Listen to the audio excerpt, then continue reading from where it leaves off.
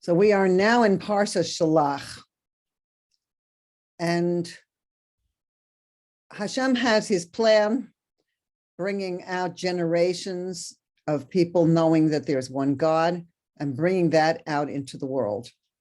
And we see that God is bringing this forward, taking the Israelites out of Egypt, bringing them to Sinai with miracles, and getting ready to bring people to the promised land, the promise that had been made originally to Abraham, then to Isaac, then to Jacob. And now God says in this Parsha, he is promising to bring them to the promised land. And that will bring to the time of Mashiach and the complete revelation of godliness in the world. So we're going forward in this process. And here God has brought the people to the border of Israel. So they're ready to take the next step. And the people say they want to look at the land. So what is in this Parsha and what we're going to discuss, both at the beginning of the Parsha and at the end of the Parsha, it gives us a lot of information and understanding about how to go forward, on what to focus on to bring the plan forward into the world.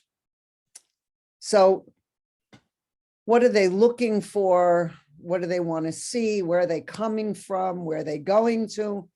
And then what perspective brings people forward? And sadly, in this Parsha, we're going to learn also what stops them from going forward. And this is very relevant and important for all of us to help us to understand what is the focus that brings us forward? What is the focus that, God forbid, stops us from going forward? What is the focus we need to develop? And there are aspects of this Parsha that I personally find very, very important to me. And I'll share that when we get there.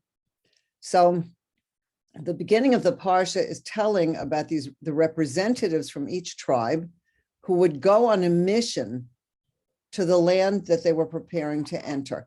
And these explorers were not ordinary people.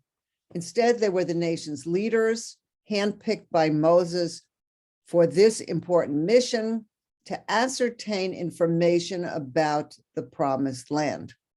So why did they fail? Now, their focus was only on the spiritual. I just want to mention there were 10 of the leaders who looked at things in one way. We're speaking about that right now. And there were Yehoshua and Caleb who looked at it in a different way. But the 10 explorers, their focus was on the spiritual that they had experienced.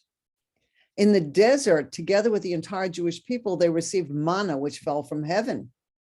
And they had no material concerns and were totally involved in spiritual development. That was how they thought. God was taking care of them completely. The Torah had been given more than a year earlier. And in that time, the people had been learning about establishing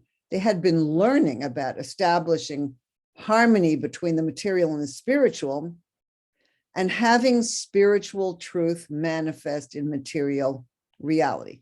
So the spiritual that they were learning was meant to be manifest in material reality, and they knew that. The spies knew that they were going to a physical land that they would have to conquer through war. So why did they come back so disheartened? What were they thinking at the beginning? Now, when they set out on their mission, they were thinking of entering Eretz Yisrael only in an abstract way. So originally, the spies were eager about their mission. They said, they understood, this is the next step. We're taking the spiritual, we're bringing it into the physical, we're going to live with the spiritual and the physical. And they were happy about that. But when they arrived in Eretz Yisrael, they saw that this new way of life was going to be a reality. Instead of going out to pick up manna like they were used to, instead of having the clouds of glory guide them and protect their daily journeys as they were used to, they realized that being in the land, they would have to get up in the morning, work during the day, and come home to their families at night. And suddenly they realized that life would be different, and they felt challenged. They were afraid that they couldn't live with their spiritual ideals expressed in actual life. So they realized that they would have to take their spiritual principles and live with them, apply them within the practical realities of daily life and the social environment in which they would live. So instead of seeing this as an opportunity to go further, or even a challenge to overcome, they saw it as an obstacle that they didn't want to face. And instead of saying, we can do this, God is giving us all this Torah information to teach us how to go forward so we could use it in real life, instead of thinking that, they overwhelmed themselves and they decided they preferred to stay in the desert. That was a terrible mistake. We're still affected by that today. And God and Moses rebuked them for this mistake, because the point of giving the Torah was not to provide the Jewish people with only a theoretical structure for life. Instead, the intent was that the Torah would be put into practice and used to change the nature of their lives and the world in which they lived. So when they got these fears, they looked and saw a dangerous world instead of the promised land that God had promised them from the time of Abraham. So the way they looked at it very much affected what they saw. We need to know that. They did see the people and the produce as gigantic. It took 8 of them just to carry a cluster of grapes. And wherever they walked, they saw giants burying their dead. 10 of the 12 spies came back with fearful descriptions. The Amalek dwells in the land of the south, the Hittite, the Jebusite, the Amorite dwell on the mountain, and the Canaanite dwells by the sea next to the Jordan. So they said, this place is full of our enemies. What are we going to do? How are we going to manage with them? And only Caleb and Yahushua said, we shall surely ascend and conquer it. We can surely do it. And Caleb, when he spoke with excitement. He was ready to go. The other 10 spies answered, we cannot go against that nation, for it is stronger than us. The word than us, when you read it in the Torah, it says mimenu, stronger than us. But when you read it in a Torah scroll, it doesn't have the dot that makes the sound of u, mimenu. And there's no dot at all. So it says a vav at the end of the word, and Rashi says it could also be read mimeno. In other words, that we cannot go against that nation, for it is stronger than him. So they were saying that those nations are stronger than us, but Rashi is saying it seems that they were so afraid that they thought that maybe those nations were stronger than God. So at that moment, they lost their faith and they didn't want to go forward. Now, after listening to the 10 spies who were dramatic and in such fear, the people tragically agreed with their practical way of looking at the situation. And then they didn't want to go. Now, sometimes people are being practical. And in that being practical, they're just looking at the worst case scenario. They're looking at the statistics instead of saying, what God is with me. How can I go forward with God? So this is what happened. This is what the explorers did. They came back negative, and we need to understand. So we said that one reason was because they were afraid to make the changes that would have to happen, because they just felt too stressed to do it. But if we believe that God is with us, then we're able to make changes. So what further can we learn about ourselves and from the way that they looked in the land? Now, there was a psychological difference. The 10 spies said, there we saw, it says Nephilim, but it means giants. So there we saw giants, and we were like grasshoppers in our own eyes. It's a very interesting expression. They were like grasshoppers in their own eyes. They didn't believe in themselves and their mission. They saw themselves as weak and the people in the land as stronger than them. So they felt it was an impossible situation. But what does that mean? They looked only at the physicality of the situation around them.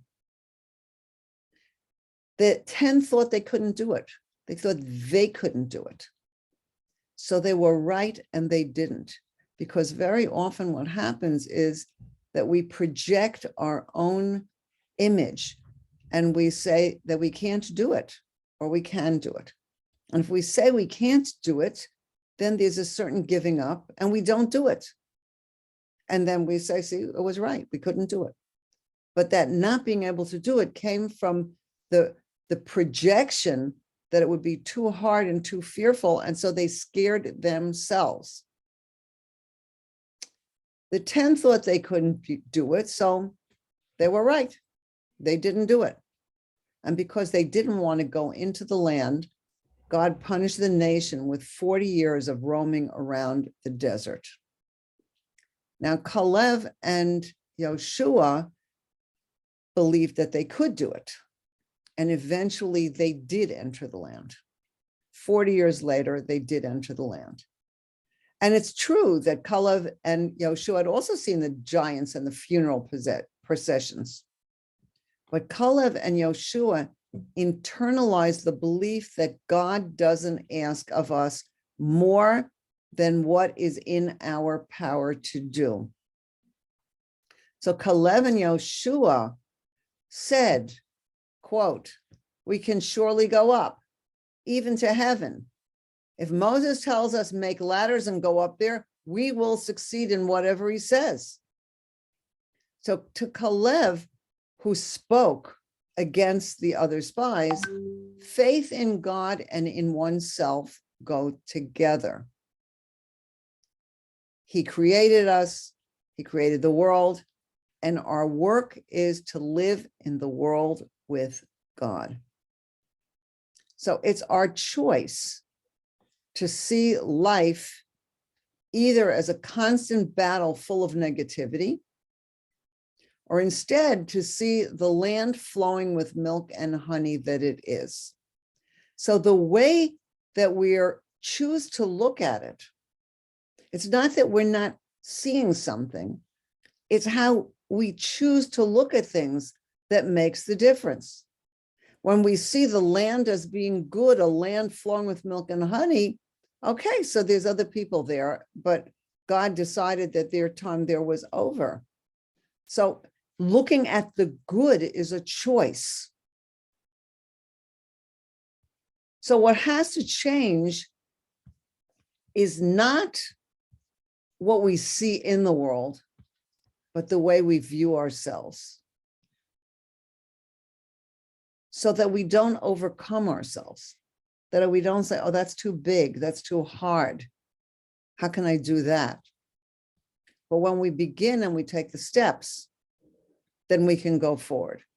And we also have to know that there is process in the world, but that if we are willing to go forward and take the steps, then it'll be fine. So one way of looking at this is, remember that they said, we looked like grasshoppers in their eyes. They actually said they looked like grasshoppers in our own eyes.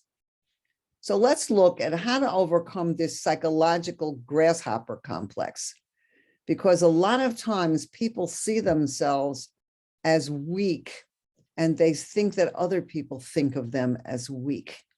So how can we get over this? So a lot of times people prevent themselves from reaching their true potential, from crossing new areas of growth, overcoming life's hurdles, accessing new paradigms, utilizing opportunity because of a sense of insecurity. And their lack of confidence stopped them from doing their part in going forward. Now, the spies said, and these are the words from the Torah, we are unable to go up against the people, for they are stronger than us. We appeared like grasshoppers in our eyes, and that's how we were in their eyes. So they say it straight. They were grasshoppers in their own, they looked like grasshoppers to themselves in their own eyes. And therefore, they looked like grasshoppers to the ones who looked at them. So because of their own low self-esteem and seeing themselves as grasshoppers, the Canaanites looked at them as weak. When we feel that we can do our part, God strengthens and supports us, and we are able to go forward to victory. But when we think and live small, conscious of our perceived or real immaturity and incompetence, then other people's opinions automatically go along with our expectations. So we need to think of ourselves as competent, able, willing. So what happened was their fear created a self-fulfilling prophecy. And they lost their own self-respect. And as a result, others had no respect for them. Now, ultimately, the image a person projects outward is a reflection of the way he or she looks at himself. In other words, when we look at ourselves as being weak and powerless, then we see ourselves that way. And then the other people, in this case, the Canaanites, perceive them in that way also. This is something that is very important for each and every one of us to understand. The explorers were sent out to gather information about Eretz Yisrael. That's all. To just look at it, this is here, this is there, maybe this is a good place to enter. The people lost heart and wanted to turn back to Egypt. After this, they said they wanted to go back to Egypt.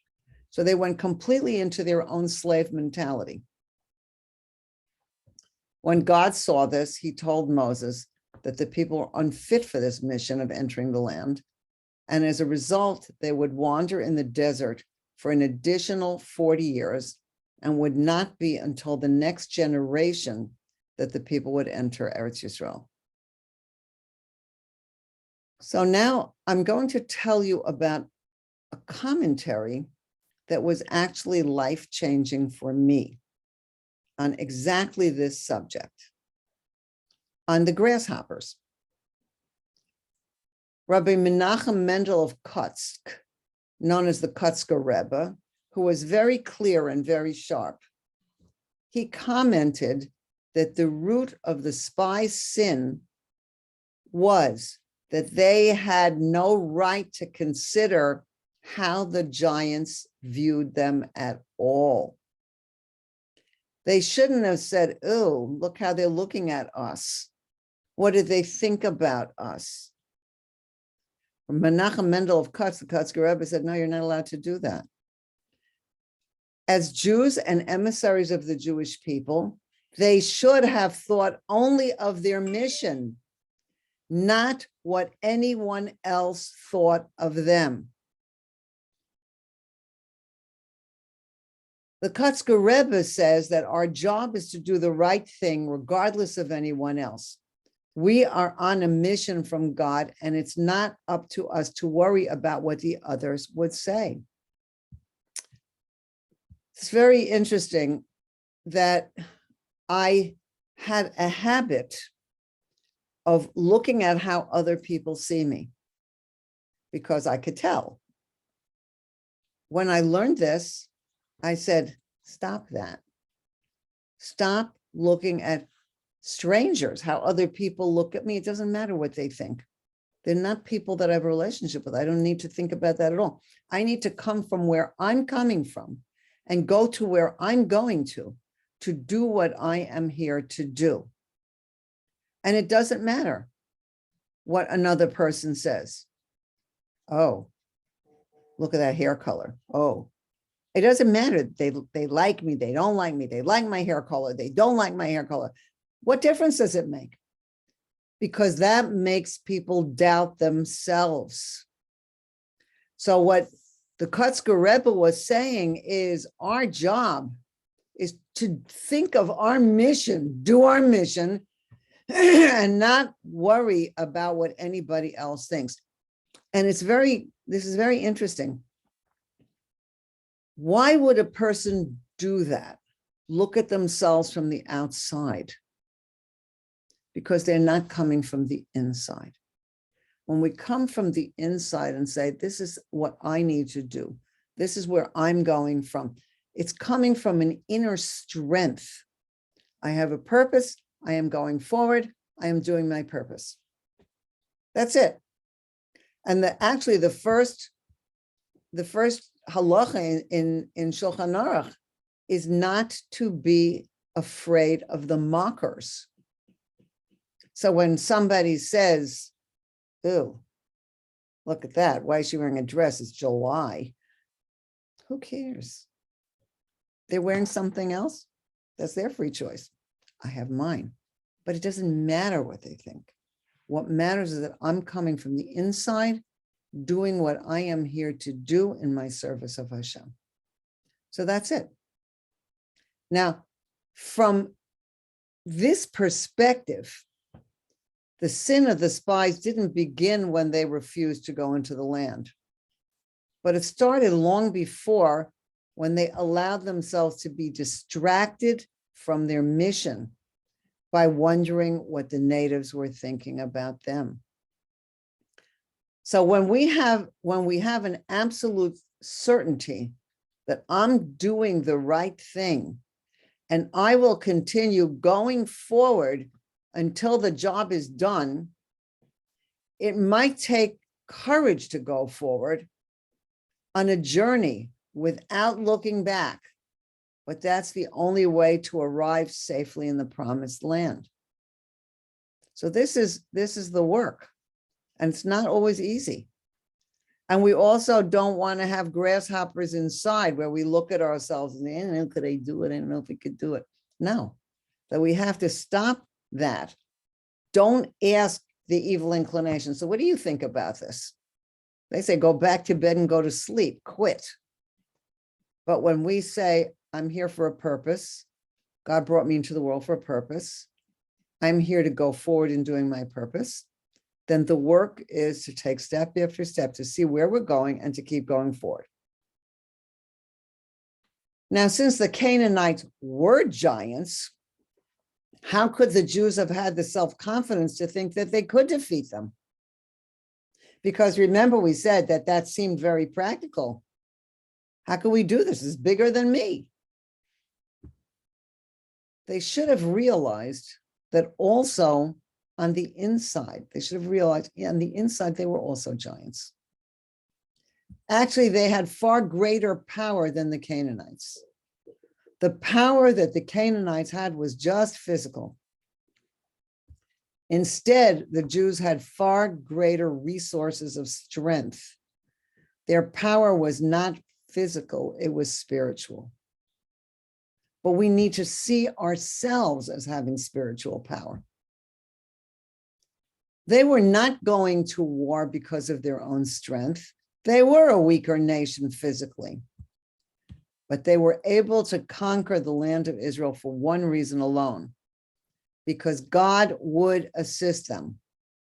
And since God was going to help them, it didn't matter how powerful their enemies were. This is very important. It doesn't matter what's going on out there and who it seems is stronger than whom, because God is going to help and God is going to bring us forward. We do our part. but God is with us. So these explorers had a tremendous potential to develop a positive self-image because the truth of their being was an inner godly spark, the soul that we all have. And even more, they had received God's assurance and promise that God was going to take them into the Holy Land. So the only challenge was that of properly focusing their attention. Instead of viewing the world through the human perspective, they were invited and expected to see things from God's perspective. That is a very big statement. If we look at things from a human perspective, it's very easy to say, but there's so many of them and so few of us. And they have so much more X than we do. But we have God, and when we look at things from God's perspective, God is bringing us forward. We are part of a divine plan, and we are going forward. And when we know that, and we are able to see things from God's perspective, which means not from the practical, what the statistics look like, then we are able to do this, each of us. I'm just thinking of a personal story. Years and years ago, I was single for a very long time till I found the right person. And I was living in Israel, and somebody made a date with me with somebody that was really not okay mentally. And okay, so I was very nice on the date, but afterwards I said to the person who arranged it, how could you do that? He's not okay. He's staring into the wall the whole time behind me. And he said to me, you should marry anybody. Don't you know what the statistics are? And I said, God gave me these words. They just came out of me. I don't believe in statistics. I believe in God. It was a tough moment when he said that. That's for sure. But we have a choice. If we believe in statistics, okay, statistics can be helpful for certain things, but to believe in statistics? No. When we believe in God, then we keep going forward because God is with us. So living in the world, we have a mission. We all confront the challenge of entering the land of Israel, entering a world that is challenging, because we're meant to take what we learn in Torah and bring it into reality, into the real world. So we must realize that we have the inner strength to prevail because we stand for more than ourselves. It's very important. We're in the world for something greater, to be part of God's plan. And that gives us the strength to prevail. So we're given a mission to make this world a dwelling for God, and there's nothing that can stand in the way of the fulfillment of that mission.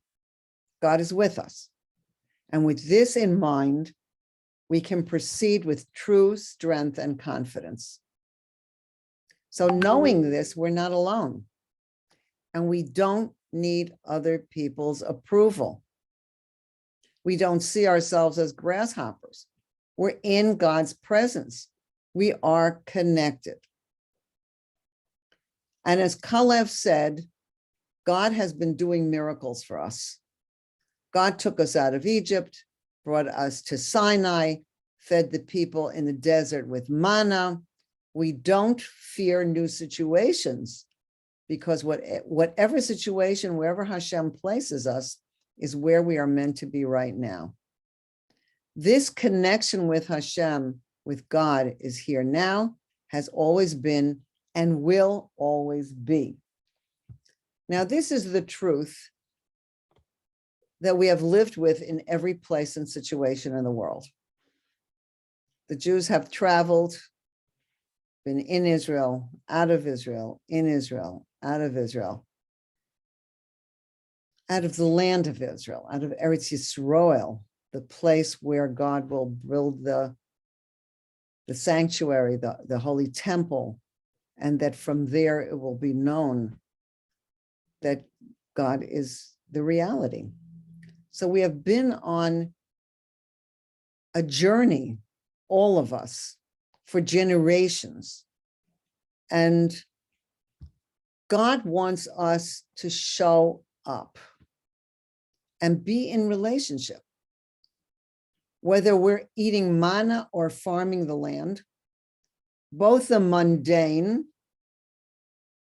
and learning Torah would be lit with the light of the divine. So that's what we're here to do. Do our purpose here, lit up with Torah, with the divine, knowing that we have a purpose and going forward. And this is not limited to any time, place, or situation. So this is not just after Mashiach comes, which is in the process of happening. This is wherever we are, whenever we are, whatever the situation is. The commandments are here to guide us in whatever situation we're in. And our work is not to be afraid of the world, but to transform it into a place of light. So this is really so, in addition to being tragic, because people are still wondering, we're all in many places in the world, but there's so much to learn from this, to go forward with our mission, not to look at ourselves from the outside, but to come from the inside and say, what can I do for my purpose in making this world a place full of light and godliness? That's our work. What's very interesting is this is the beginning of the Parsha, but at the end of the Parsha, the very last lines is also fascinating in giving us more information on the same subject of how to go forward in life and do what we're here to do. So at the end of the Parsha Shelach, there is a paragraph of connected mitzvahs. So I'd like to say what they are and make the connections.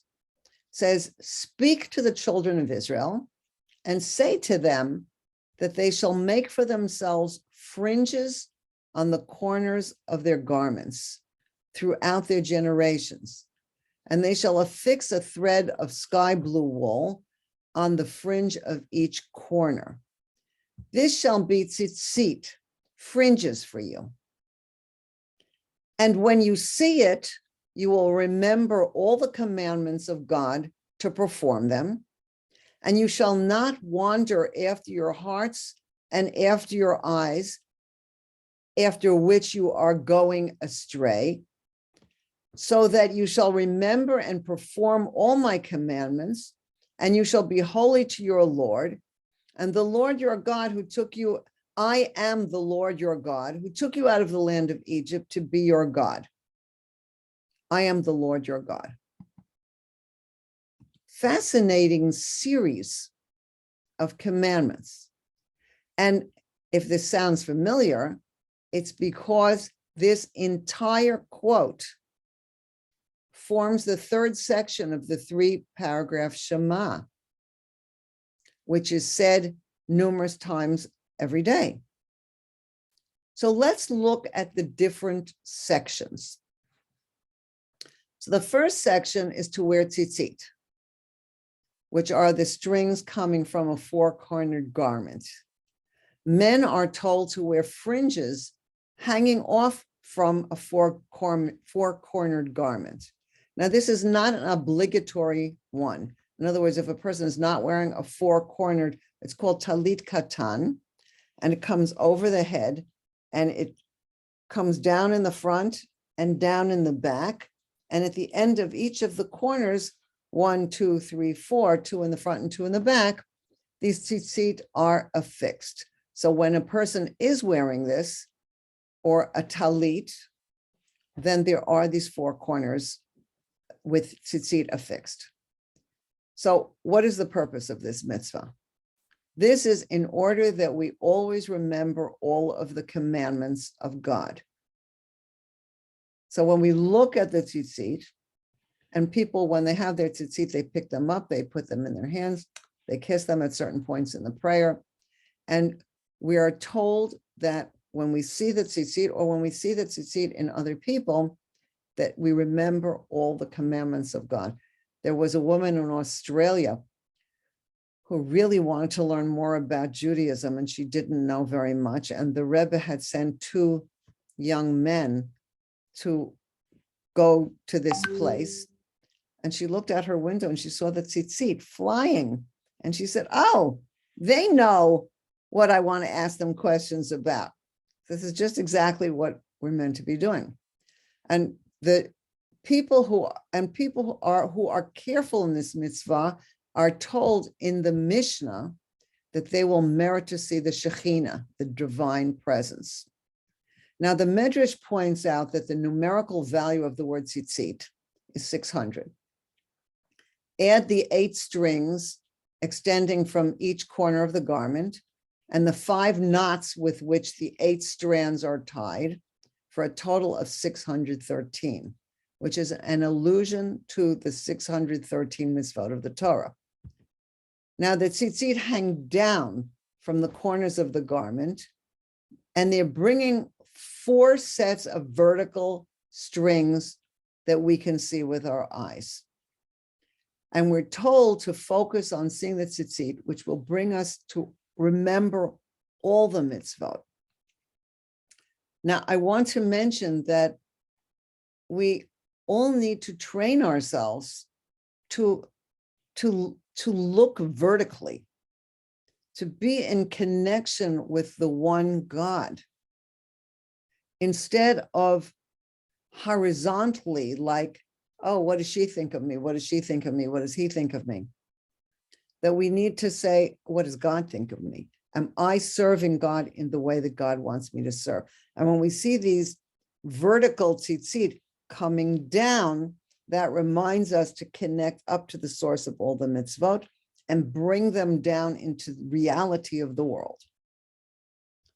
Now, immediately after the commandment to wear tzitzit, we are told a negative mitzvah, not to go astray after the eyes and the heart, after which you sin.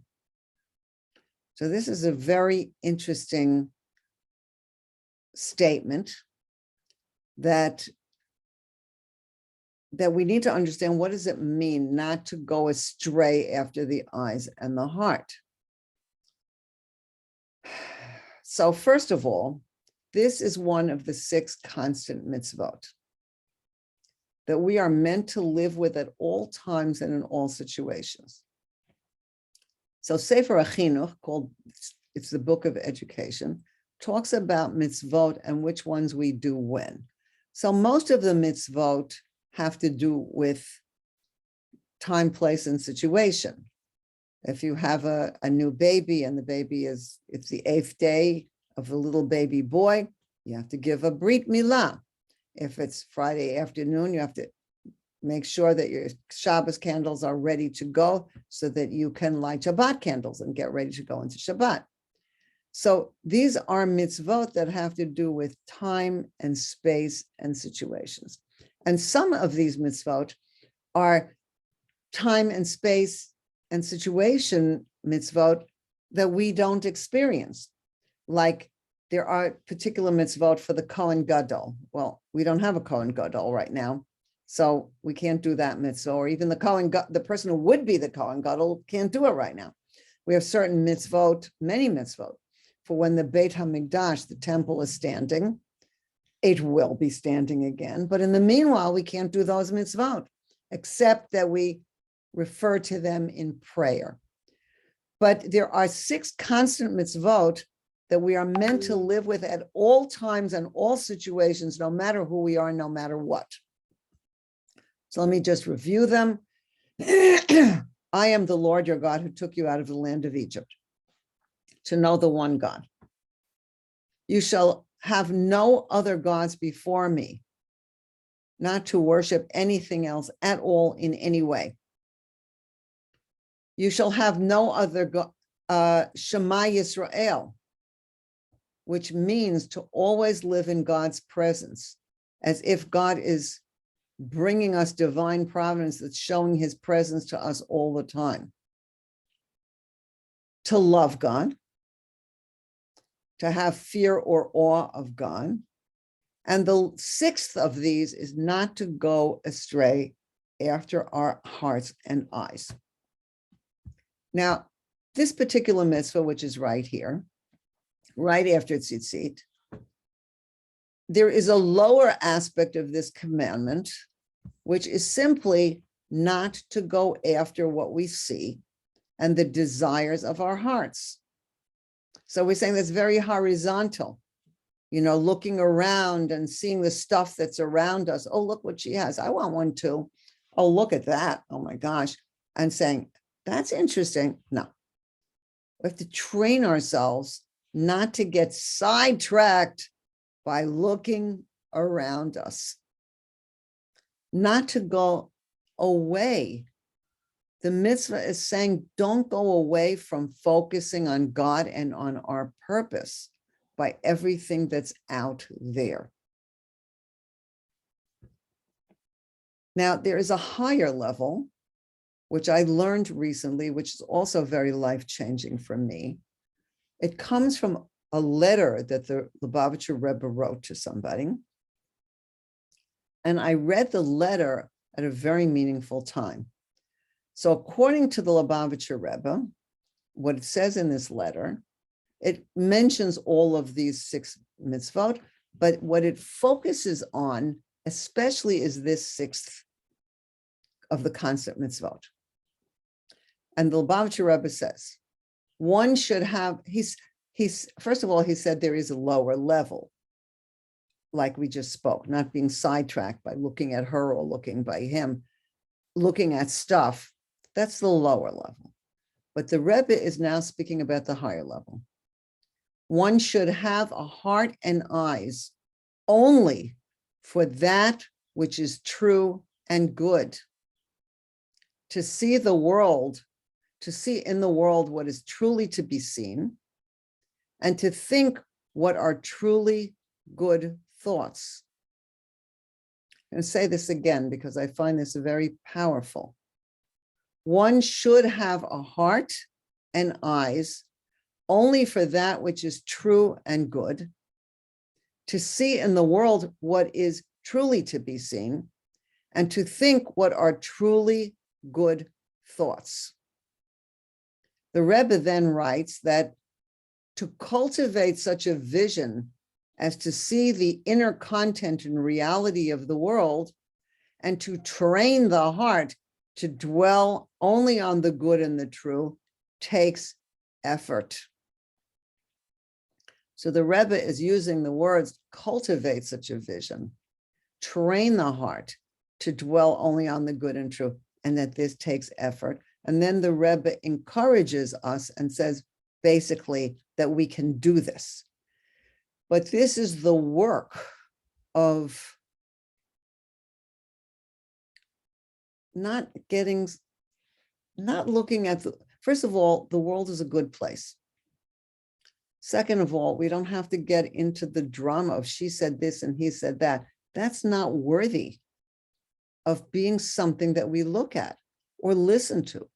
So we have to cultivate a vision where we're seeing the good, as did Kalev and Yehoshua. And we have to train the heart to dwell only on the good and the true, to see the good in other people, to see the good in a situation. And good means what the Torah says is good. Because the truth of this is that both these words, true and good, are descriptions of God and Torah. So that the Torah is meant to guide us. And in this way, we look at the good and the true based on what Torah says is good and true. So this is work to make this effort to bring what the Torah says we should focus on into our reality, and not to turn aside to focus on what takes us away from the good and the true. I find this very profound and very helpful. And we have to train ourselves. Somebody says something that wasn't so nice. Don't go there. Don't go there. Don't focus on it. Don't go there. It doesn't matter what he said or why he said it. I don't even know him. I just heard it as I was standing in a store and he was standing next to me. I don't have to go there. Don't even listen to it. Just focus on the good and the true.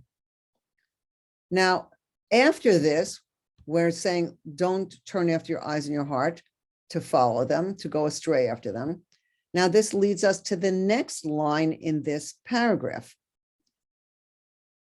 This leads us to remember and perform all my commandments, and you shall be holy to your Lord. In other words, if you look at the Tzitzit and remind ourselves of the vertical that from above God is giving his commandments, and all the commandments are meant to be brought down into the world, and we reconnect up to God and we bring the commandments down into the world. And don't get sidetracked. Don't turn after your eyes and your heart. Look at the tzitzis. Don't look at the junk out there. This leads us to remember and perform all my commandments, and you shall be holy to your God.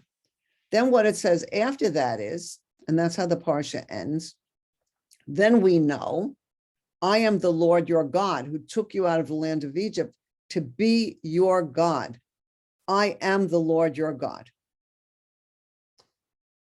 So when it says, remember and perform all our commandments, and you shall be holy to your Lord, this is saying that what God is giving us is to live in the way God intends for us.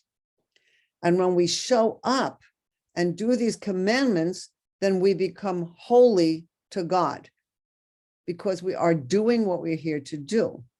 And then what happens is then we know and live with the God who took us out of Egypt to be our God. So when we're living here with what we're here to be doing, according to the commandments, and live in this holy way in the world, because as the tzitzit come down into the world, we are also bringing godliness down to the world. So when we live this way, then we know, I am the Lord your God, who took you out of the land of Egypt to be your God. I am the Lord your God. God says this twice. So in other words, when we want to live in God's presence and we want to live with God, the tzitzit, the not getting sidetracked by our eyes and our heart, training ourselves to see things in a way that is good and true, then to live with these commandments and remember them all the time, then we know the God who brought us out of Egypt, the God who says, I am the Lord your God. Then we are living in God's presence and we know God. So all of this is guiding us to connect vertically to the source who is our God.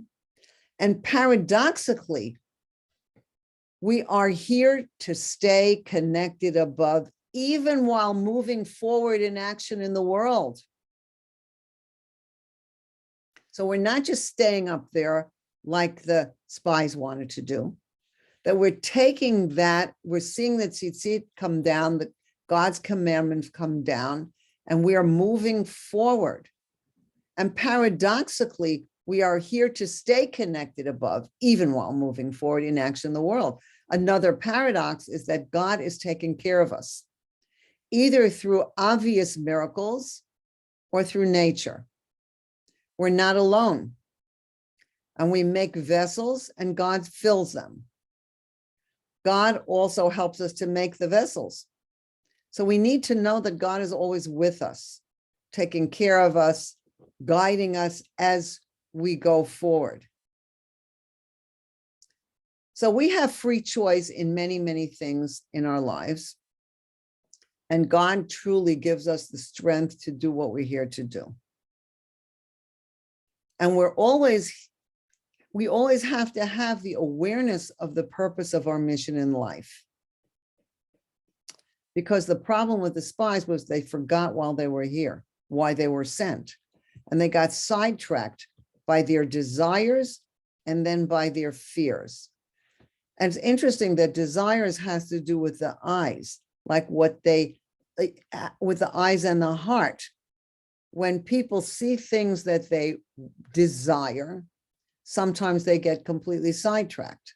Now, this is something we all know about, that instead of doing what we need to do, sometimes people just get sidetracked.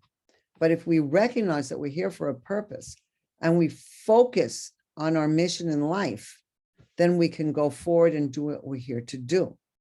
And then we don't have fears because we have awe of God. And so we know that God is with us and helping us. So we can cultivate how we look at life, which is what the Rebbe said, dwelling on the good and the true, which is God and Torah. But we have to train ourselves and cultivate ourselves. And that also means not to scare ourselves and to recognize that that's not something worth paying attention to. That we have to pay attention to calmly understanding, what am I here for? What do I need to do right now? And how do I go forward? So we have to work on being conscious of why we're in the world and to do our purpose in the world. So the work here is to keep this in the forefront of our consciousness at all times. And then we have peace of mind and we live our purpose in the world.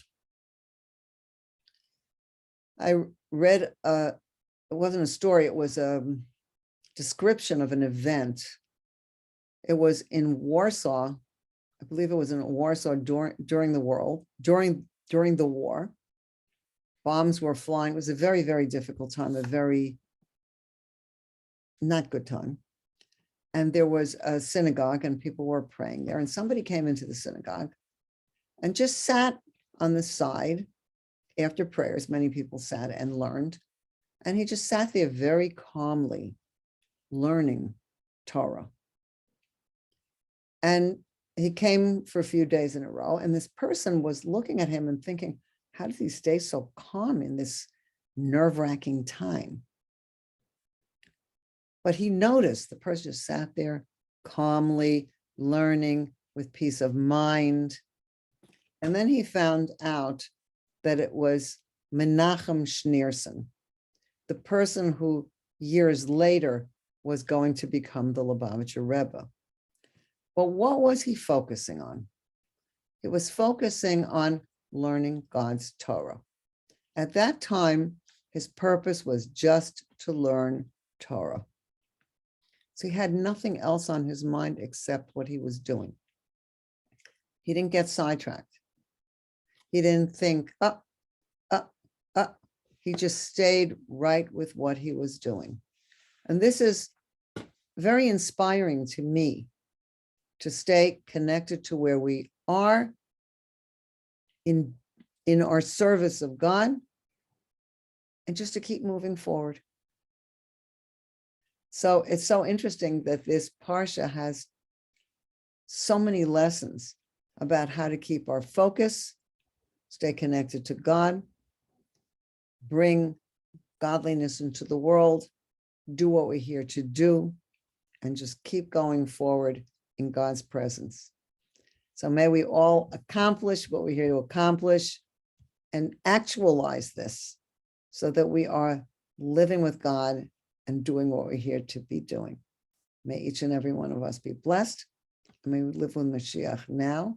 And then so many other mitzvot will be actualizing.